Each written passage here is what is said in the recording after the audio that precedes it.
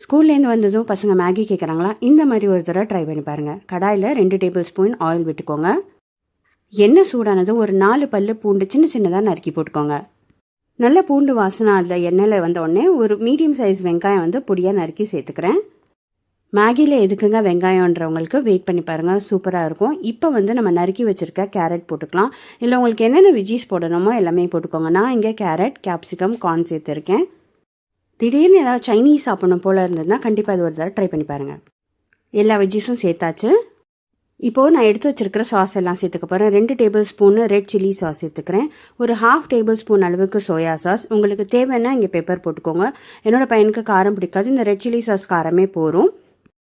ஒரு 2 நிமிஷம் வதக்குனதுக்கப்புறம் இந்த மேகிலேயே 2 மசாலா பேக்கெட் கொடுத்துருப்பாங்க இல்லையா, நான் இங்கே 2 பேக்கெட் நூடுல்ஸ் எடுத்திருக்கேன். ஸோ 2 சாஷேயோட மேகி மசாலா இதில் சேர்த்துக்கிறேன்.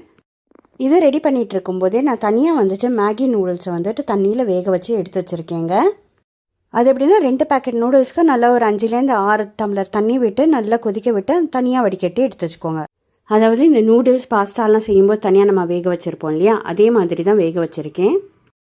வேக வச்ச வடித்த தண்ணி இருக்கு இல்லையா, அந்த நூடுல்ஸ் வேக வச்சா அது வந்து ஒரு 1/2 டம்ளர் அளவுக்கு ஊற்றிக்கோங்க.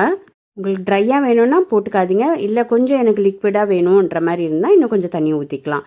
சூப்பரான எம்மியான சைனீஸ் டைப்பில் வந்துட்டு நம்ம மேகி நூடுல்ஸ் ரெடி ஆகிடுச்சுங்க.